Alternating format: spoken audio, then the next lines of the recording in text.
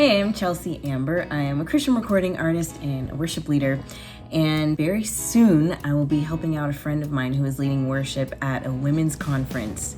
And I'm really excited about it. Her name is Lisa. And if you've been following my music journey for a while, then you may recognize her because she used to play keyboards for me. So it's going to be really neat to make music with Lisa again. And side note, we actually have known each other since grade 7, and now we both live on the other side of the country, 5 minutes away from each other. So kind of neat how that works. I want to do a good job. I want to honor God with my talent. I want to honor the conference organizers. I want to honor my friend who asked me to help her.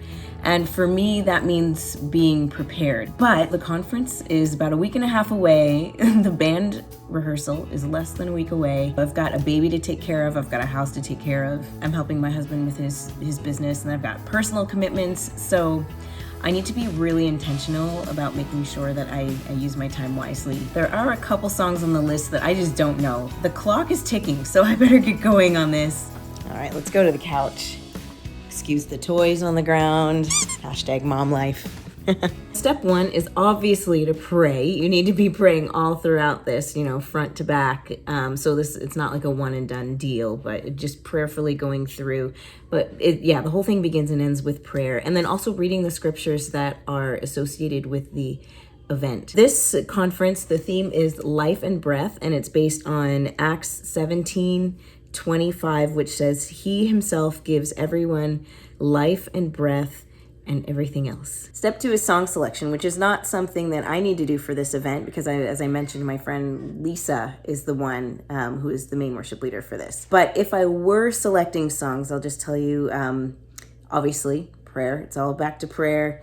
Reading the scriptures so that I can pick songs that are based on that. Sometimes songs will come to mind right away, and then other times I need to do some digging. I might do a Google search. My church has Planning Center, so sometimes I'll comb through Planning Center and see if there's something that jumps out at me that goes with the theme. I tend to limit brand new songs that for the congregation, anything that they're unfamiliar with. I try to limit that to one song total for the entire set. I would prefer for people to have songs that they're familiar with, at least most of them, so that they can really engage in worship. If it's a brand new place where I've never been before, then I'll often send my set list in advance to the organizer of the service or event and just ask them, which songs does the congregation know? Are there any that aren't familiar? And if there's more than one that's not familiar, then I'll make some changes accordingly. Okay, the next step is active listening. I made a playlist on my phone, and so while Lillian and I are out for a walk, I am listening and just getting acquainted with the songs. So active listening, I actually divide into kind of 2 parts. So part 1, so to speak, is when I'm listening to the songs while I'm out doing things or cleaning the house or whatever, but just getting generally familiar with the songs. And then part 2, I'm going to sit down and actually really focus on the songs with no distractions and make notes. Okay, it's time for step 4 in preparing for a worship set, which is gathering the chord charts. Now, if you're techie, then maybe you like using OnSong. I do have it on a really old iPad, but I'm old school. I really like having paper chord sheets that I can actually physically write my notes on. So that's what I'm going to do. I'm going to find them. I'm starting with Planning Center. I usually look there first. If I can't find it there, then I'll use the Google machine. Okay, it's a new day, and I am moving on to the next step in my preparation for the women's conference. So I've got a document open here, a little Google Doc. I've got my playlist. I've got the chords, baby monitor because Lillian is sleeping right now, and coffee. So I'm going to be going through the set list, making a note of kind of the road map of the song, like how many choruses, where do those happen, and then also things like dynamics, instrumentation, things like that. And I do that even if I'm not leading. If someone else is leading and I'm more in a supportive role, I do that anyway, just because I find it super helpful, and it helps me to feel a lot more prepared for when I show up to band practice. I'm excited to say that I finished and Lillian stayed asleep. Hallelujah. Sometimes I took notes on the dynamics. Sometimes I took notes specifically on what I was going to do on the acoustic. What I'm going to do with that document is bring it to practice for myself so that I can refer to it. And you might be asking, why don't you just put the notes directly on the chord charts?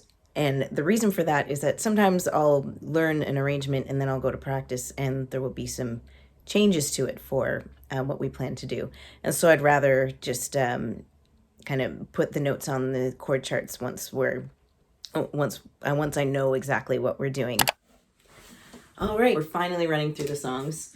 By we, I mean me. Now, if the recording is in a different key than how we'll be doing it at the conference, then what I like to do is use a capo and find which fret I can put it on so that I can still use the same chord shapes that I'll be using at the conference.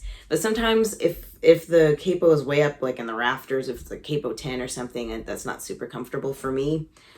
So in that case, I'll just kind of mime it. So I'll like put the chords on and, I'll strum, but I won't actually touch the guitar, if that makes sense. So that's how I'm going to run through the songs with the recordings. Once I feel really confident that I don't need that guide, then I will run through them by myself without the recordings. The skills I'll be using for my left hand, I'll be using open chords and bar chords.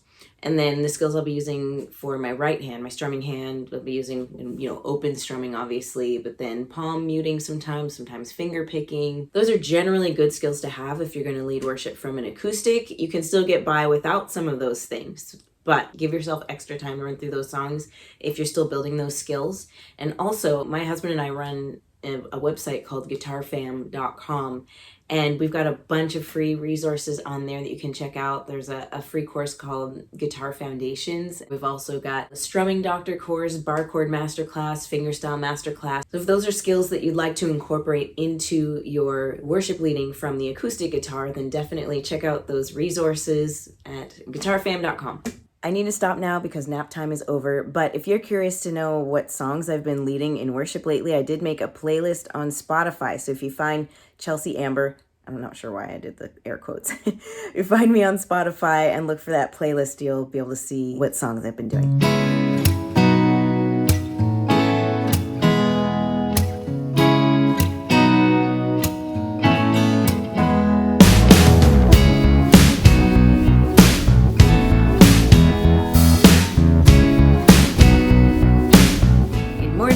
Welcome to my living room. Lily Ann is sleeping, so again, nap time, warrior time. I'm just going to be running through the songs. This is the next step for me. It's just review. I'm not learning the songs. I did the bulk of the learning prior to band rehearsal, and then band rehearsal was to kind of work out arrangements. So now I'm just reviewing the arrangements to make sure I don't forget them by the time the conference comes around. All right, it's time for sound check and setup. I've had a crazy day. I didn't have time to eat, so I'm bringing dinner with me. I'm running late. Anyway, I'm on my way.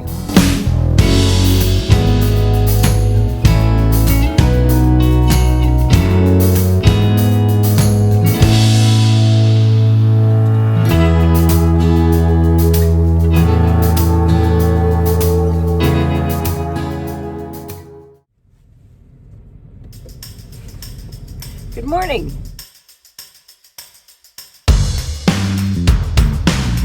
It's official. I sound like a man in the morning. I already have a low voice, and it gets even lower in the morning. The lady in the McDonald's drive-thru called me sir. Is that everything for you, sir?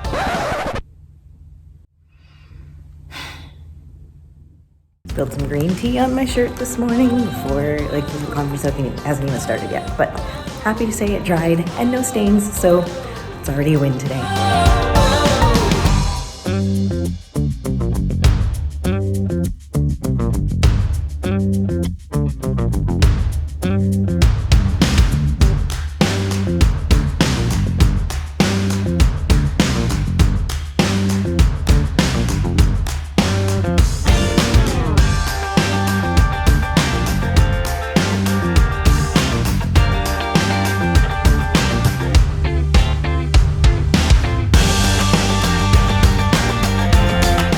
So this is my friend Lisa, who is leading worship today at the women's conference. Mm-hmm. Yay! And she's doing an awesome job. Thank you. Yeah. It's been a really great day being led by others too, right? It's not just us leading. And I wanted to ask you, what is one thing that has shaped you as a worship leader?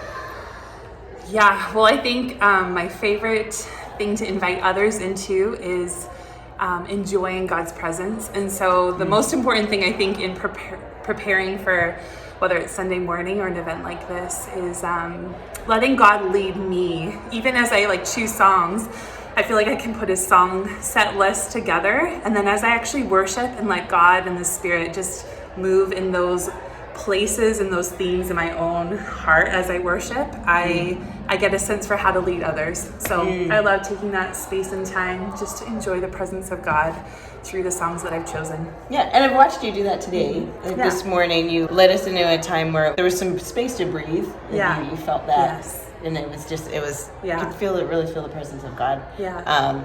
Particularly during a song called Overall, which seemed to, nobody knew this song, but then it really resonated with everyone. Braden David wrote this great song. Yeah, you know what? I Googled, and they're from Calgary.